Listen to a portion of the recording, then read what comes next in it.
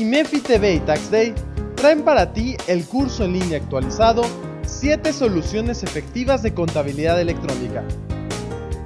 Presentado por el expositor, el contador público certificado Javier Martínez. Capítulo 5. Registros contables en medios electrónicos. Bien, continuemos. Estamos hablando de la contabilidad electrónica. Estamos hablando de los requisitos que pide el Código Fiscal de la Federación y vamos a entrar en el artículo 28 del Código, en la fracción tercera, que son registros contables en medios electrónicos. ¿De acuerdo? Oye, ¿a qué se refiere el Código cuando nos habla de los registros contables y que estos deben ser en medios electrónicos? Ya veremos, nos lleva del reglamento, del Código, nos lleva al reglamento, y también tenemos reglas al respecto. Revisemos. Dice textualmente el artículo 28, fracción tercera. Los registros o asientos que integran la contabilidad se llevarán en medios electrónicos, conforme lo establezca el reglamento y las disposiciones de carácter general, o sea, las resoluciones misceláneas. La documentación comprobatoria de dichos registros o asientos deberá estar disponible en el domicilio fiscal del contribuyente. ¿Ok? Tengo que llevar entonces un programa de contabilidad y tengo que tener todos los documentos dentro del domicilio fiscal.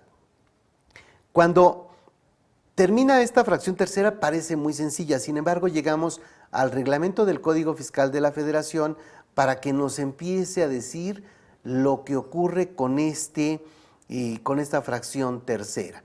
Dice el reglamento del Código Fiscal de la Federación en su artículo 34, para los efectos del 28 tercera, el contribuyente deberá conservar y almacenar como parte integrante de su contabilidad toda la documentación relativa al diseño del sistema electrónico donde almacena y procesa sus datos contables y los diagramas del mismo, poniendo a disposición de las autoridades fiscales el equipo y sus operadores para que las auxilien cuando éstas ejerzan sus facultades de comprobación y en su caso deberá cumplir con las normas oficiales mexicanas, NOM, correspondientes vinculadas con la generación y conservación de documentos electrónicos. ¿Qué debemos entender entonces aquí?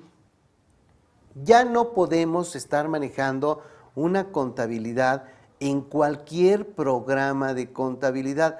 Debemos tener un programa de contabilidad, como lo menciona este artículo 34, que cumpla con determinadas características de almacenamiento y esas características nos las van a dar en una norma oficial mexicana.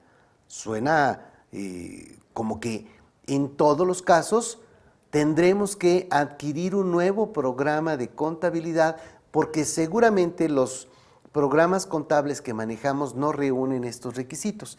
Esto, por supuesto, es un problema para muchas empresas transnacionales o empresas que hicieron sus programas de contabilidad a la medida porque muy seguramente no cumplen con los requisitos de estas normas oficiales mexicanas que implican que más o menos tengamos un programa de contabilidad estandarizado en todo México. Habrá que cuidar y saber cómo solucionamos esta bronca si es que no tenemos un programa comercial. Imaginemos que compramos un programa comercial, pensemos en el COI de Aspel, por ejemplo, hay muchos en el mercado de excelente calidad. Este programa me está diciendo, oye, yo estoy en contacto con la autoridad y por tanto voy a cumplir con la norma oficial mexicana y aparte voy a poner a disposición de la autoridad los diagramas y todos los datos, todas las tripas del sistema, por decirlo de alguna forma, para que ellos lo tengan. Eso está relativamente sencillo. Si fuese el Conta Fiscal, el Conta 2000, el CONPAC, cualquiera de estos programas, tienen una relación con la autoridad en la que la propia autoridad ya sabe cuál es el diagrama de funcionamiento de estos programas. Sin embargo, cuando yo tengo un programa de contabilidad propio, tendré que tener esto a la mano para cuando llegue la autoridad poder presentárselo. Bien, ¿qué pasa en este mismo artículo del reglamento cuando una empresa está en suspensión de actividades?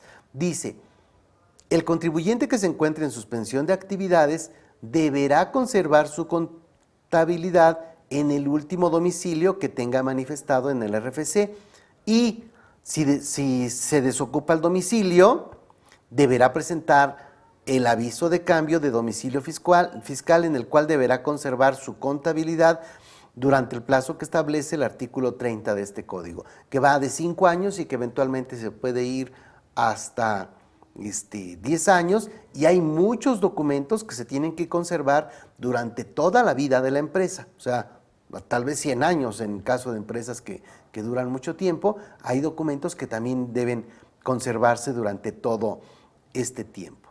Si yo soy una empresa en suspensión de actividades, tendré que tener entonces mi documentación en el último domicilio registrado. Puede ser que yo tenga mi información en discos ópticos. Logré archivar mi información de forma tal que me permiten destruir los papeles y quedar con la información en los discos ópticos, y al respecto dice, los contribuyentes podrán optar por respaldar y conservar su información contable en discos ópticos o en cualquier otro medio electrónico que mediante reglas de carácter general autorice el SAT. ¿De acuerdo? Tendríamos que revisar la regla correspondiente. Actualmente, al tener ya en CFDI los comprobantes de ingreso o los comprobantes de gasto, pues gran parte de la información pudiera, por decirlo de alguna forma, destruirse sin que en realidad se esté destruyendo como tal. Se está destruyendo una impresión gráfica de esos documentos que los continúo teniendo almacenados en algún otro lado. Entonces, esto va a facilitar mucho que las empresas tengan menos papel. Después, recuerden que esta fracción tercera del artículo 28 del Código se publicó en 2013, entró en vigor el 1 de enero de 2014 y después se publicó el reglamento del Código Fiscal de la Federación dándonos estas instrucciones. Posteriormente se han venido publicando reglas. En la regla, en la resolución miscelánea fiscal, en la segunda modificación, esta se publicó el 4 de julio del 2014 y se reformó el 19 de agosto del propio 2014 y eventualmente la vamos a traer dentro de una regla en tanto no se modifique el reglamento. Nos dice respecto del programa respecto de la contabilidad en medios electrónicos. Dice, para los efectos del artículo 28, fracción tercera y cuarta del Código Fiscal de la Federación y 33, apartado B, fracciones 1, 3, 4 y 5 y 34 de su reglamento, estaremos a lo siguiente. Recuerden que veíamos ahorita el artículo 28, fracción tercera y el artículo 34 del reglamento. Dice, los contribuyentes obligados a llevar contabilidad, responsables solidarios o terceros con ellos relacionados, excepto aquellos que registren sus operaciones en la herramienta electrónica Mis Cuentas, deberán llevarla en sistemas electrónicos con la capacidad de generar archivos en formato XML que contengan lo siguiente. A ver, pensemos aquí. Me está diciendo la autoridad, como todavía no emito la norma oficial mexicana, todavía no tengo la característica del programa de contabilidad como tal, por lo menos ya te estoy diciendo algo muy importante. Tu programa de contabilidad debe ser capaz de generar archivos en formato XML. ¿Qué sería un formato XML? Un tipo de formato en lenguaje de máquina. Tú mandas un archivo XML al SAT y el propio sistema del SAT lo puede leer. Es un, digamos, lenguaje entre máquinas. Ok, ¿qué tiene que contener entonces esta contabilidad? Primero, debe tener un catálogo de cuentas utilizado en el periodo. A este se le agregará un campo con el código agrupador de cuentas del SAT, contenidos en el anexo 24, apartado A y B.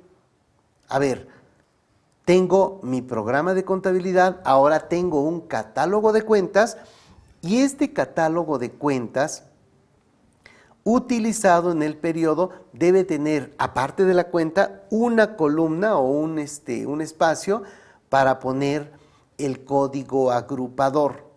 Recuerden que esta parte de que nuestro programa de contabilidad y el catálogo de cuentas incluyan al código agrupador ha sido una disposición que no se va a cumplir dentro de 2014.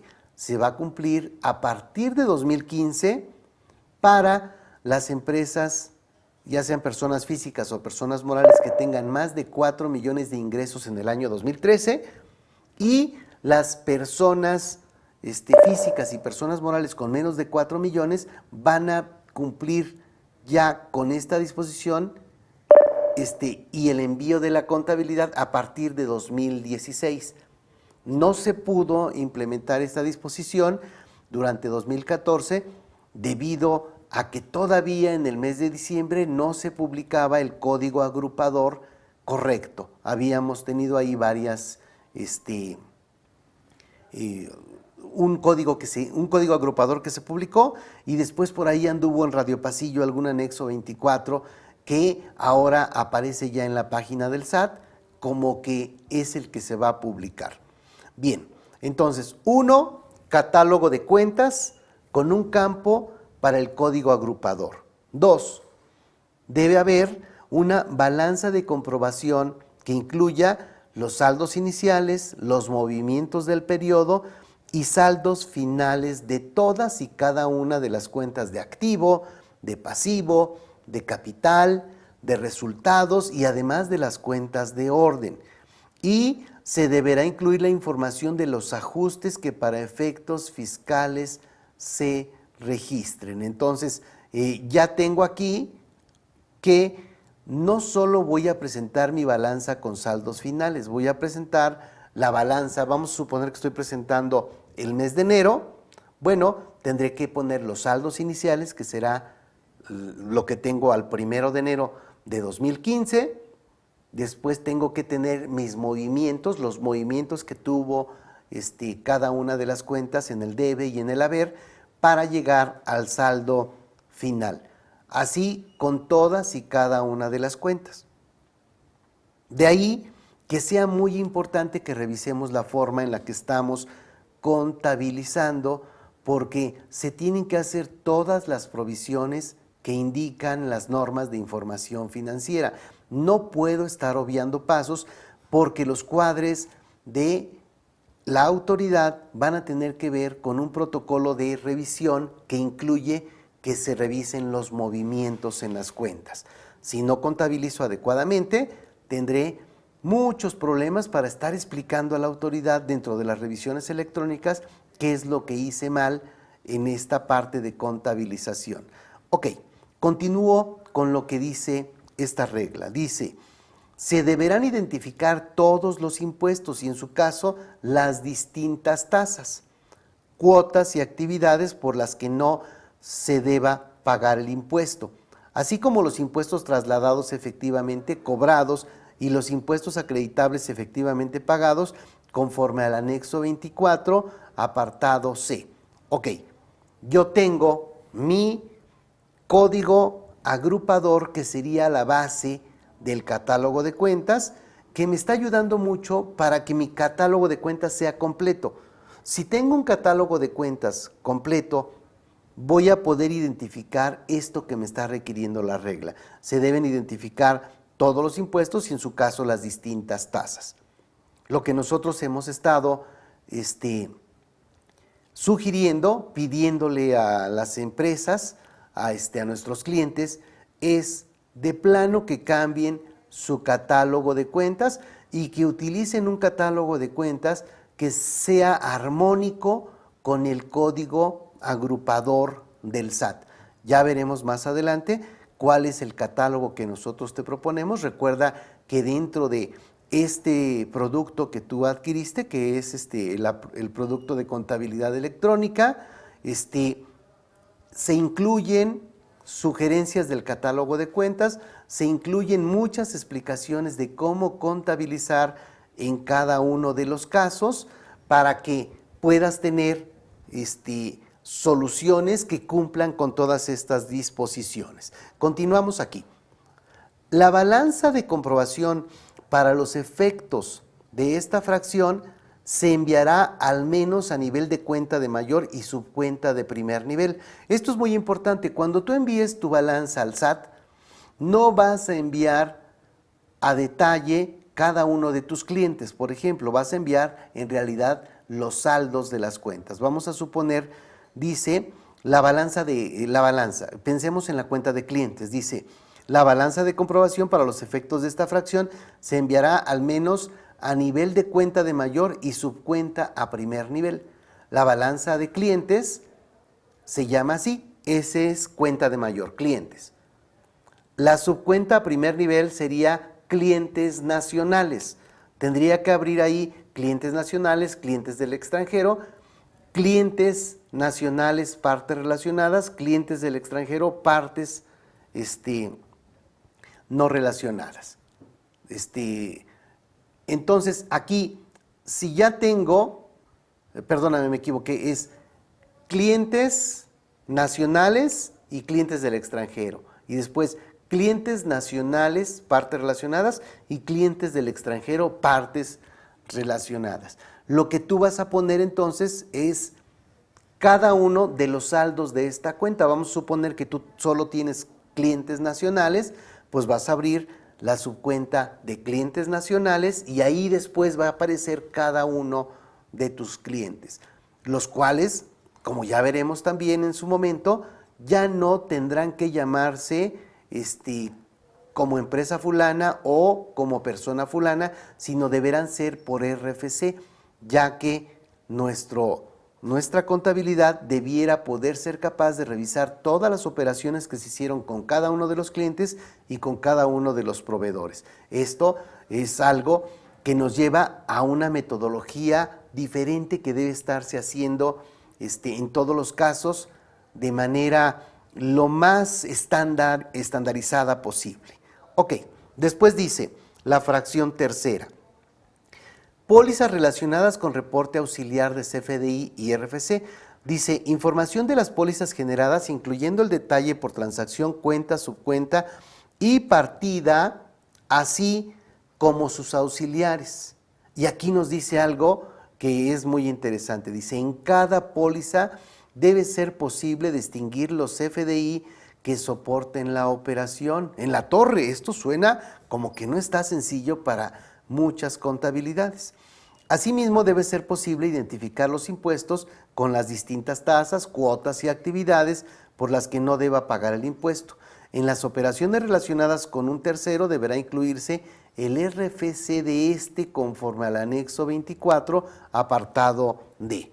Bien, sin embargo, esta parte que es muy importante llevarla es, veamos, nos regresamos a la lámina anterior, dice, en cada póliza debe ser posible distinguir los CFDI que soporten la operación.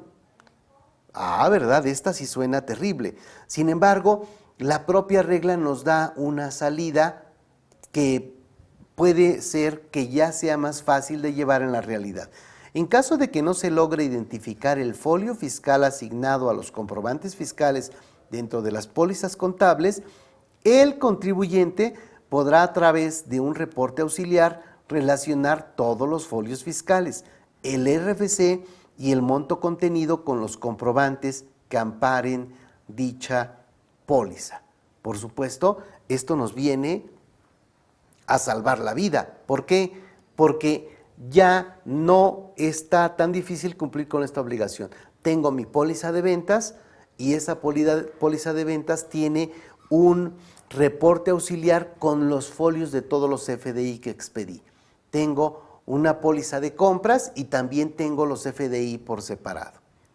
Suena interesante. Muy bien, tenemos que continuar todavía con esta parte teórica. Todavía no entramos a las soluciones prácticas que les ofrecemos porque tenemos que saber primero qué solicita la autoridad y cuáles son las disposiciones para que entendamos por qué se proponen soluciones que eventualmente pudieran parecer que son un tanto raras, entrecomillado, de inicio, sobre todo cuando hemos venido cumpliendo con la contabilidad de una forma que no se ha venido actualizando adecuadamente. Muy bien, continuamos.